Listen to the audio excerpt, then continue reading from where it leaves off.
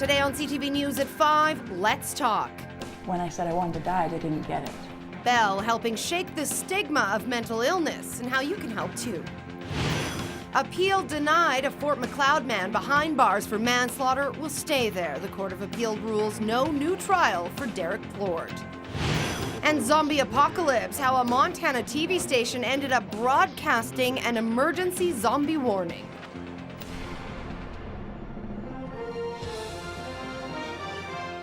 CTV News with Alyssa Carpenter. Good afternoon. Today is Bell Let's Talk Day, the day this network dedicates to talking about and raising funds for mental health issues. All day, Bell's been donating 5 cents to mental health programs for every long-distance call or text message sent by Bell customers. The same goes for tweets using the hashtag Bell Let's Talk. And throughout the evening newscast, you will see a counter showing just how much we have raised so far. They know where it started, but so far not how. Investigators looking into a deadly weekend fire say it started in the back living room of this home on the main floor, but they're still unable to determine an exact cause. A man's body was pulled from the wreckage. Neighbors tell CTV it's 58-year-old Alex McKenzie. He was the only caregiver for his 100-year-old mother. As fire investigators continue their probe, they're reminding all homeowners to make sure smoke detectors are working and recommend one on every floor of your home. All avenues have now been exhausted for a Fort Macleod man convicted of manslaughter. Derek Plord was convicted last May of manslaughter for killing his one-time friend and wife's lover, George English. Plord has always maintained he killed English in self-defense. He couldn't convince a judge of that last spring, and today the Court of Appeals rejected Plord's request for a new trial.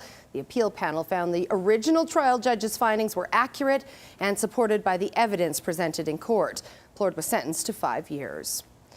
Meantime, a rookie cop's firing has been upheld. Sean Lester was terminated at the end of his term of probation with Lethbridge Police Service. He claims his progress was impeded during the probation period because he had a back injury and a hernia. But the force says it was Lester's attitude, saying the officer was insubordinate, refused to do modified desk duty, and often missed shifts. A labor arbitrator disagreed with the city's decision to fire Lester, but this morning a Court of Appeals judge agreed with the original decision. You know, in the day-to-day management of our employees, we always want to do the best and right thing, and we hope that we've done that. And so when these decisions come out, we view them as being positive and reinforcement that we're making the right decision. The Court of Appeals handed down its 23-page decision this morning.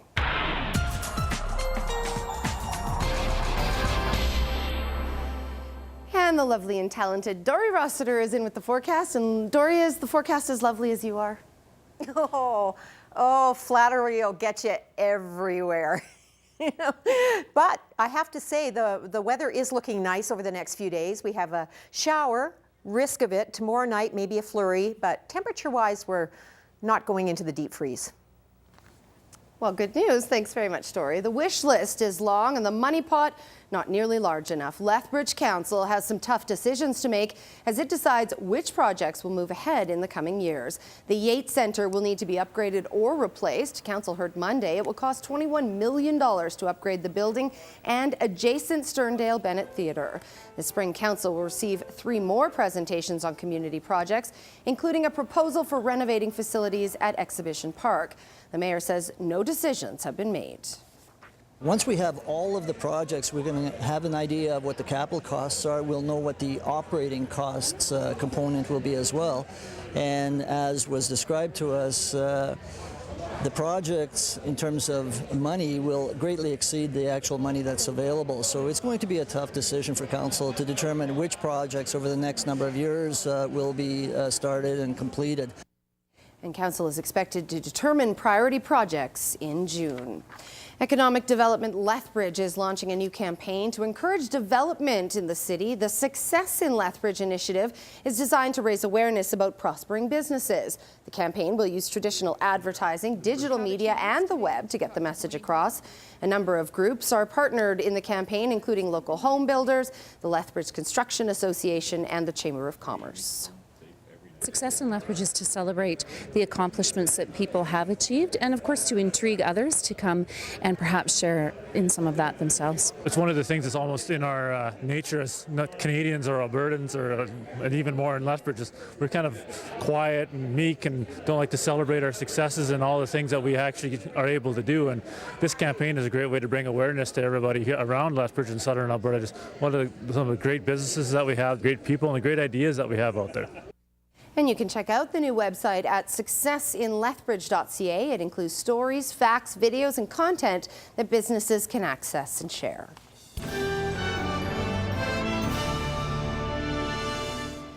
North Korea has conducted another nuclear test, and one so large it registered as a 5.1 magnitude quake. In North Korea, people gathered outside a rail station where a big screen showed the announcement of the test. North Korea says the test was aimed at coping with, quote, outrageous U.S. hostility. The regime says the test was stronger than previous tests back in 2006 and 2009. The UN Security Council condemned the test and held an emergency meeting and is now deciding what measures should be taken against North Korea. The Harper government has bowed to public pressure and ditched a bill that would have kept an eye on Canadians' internet habits. We've listened to the concerns of Canadians who have been very clear on this, and we're responding to that. 1 year ago, Public Safety Minister Vic Taves said opponents of the bill could either stand with the government or with child pornographers. Now Ottawa is dropping that bill. It would have given police access to internet subscriber information without a warrant. Half of Canada's premiers are now women, an all-time high. Kathleen Wynne was sworn in as Ontario's premier yesterday. Wynne is also Canada's first openly gay premier. There are 27 ministers in her cabinet, 5 more than Dalton McGuinty's. Wynne defends the larger number, saying they're needed to deal with the issues facing Ontario. In the 4 biggest provinces, Ontario, Quebec, BC, and Alberta, the premiers are all women. Television viewers in Montana got quite an alarming message last night. In the evening, a strange message scrolled across TV sets warning of an impending zombie apocalypse. Daryl Rummelt has the story. It looked real. It even sounded real. Follow the messages on the screen. But as this emergency alert message scrolls on, viewers soon find out it's an elaborate hoax. That the bodies of the dead are rising from their graves and attacking their living.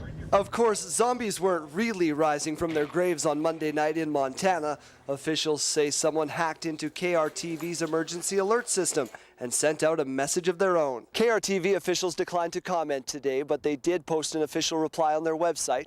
It says the alert did not originate at the station, nor was there ever any real danger. Engineers are now looking into what caused the disruption and if any other media outlets were affected. When you see that, what do you think of that? I think it's just funny, the reaction some people would probably have. I don't know, I'd take it for a joke. They're kind of taking away from the news, and humor is becoming part of the news, which I really don't think is fair. It's no words. That's pretty bizarre, right? Yeah. Do not attempt to approach or apprehend these bodies as they are considered extremely dangerous. Police received no calls when nearly 100 zombies marched through Galt Gardens in Lethbridge last year. Then again, it was Halloween and a promotional event. The Great Falls Tribune reports the hoax generated at least 4 calls to police to see if it was true. But the only zombies they'd seen might have been on screen, not attacking. While this song and dance is receiving plenty of attention for its playful nature, police aren't laughing. They say the perpetrator of this elaborate ruse will face real consequences, including public mischief charges and hefty fines.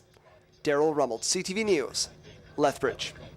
And so far, police have no suspects. Well, what do flags, balloons, and baby carriages have to do with misbehaving horses? Here's this week's Farm TV.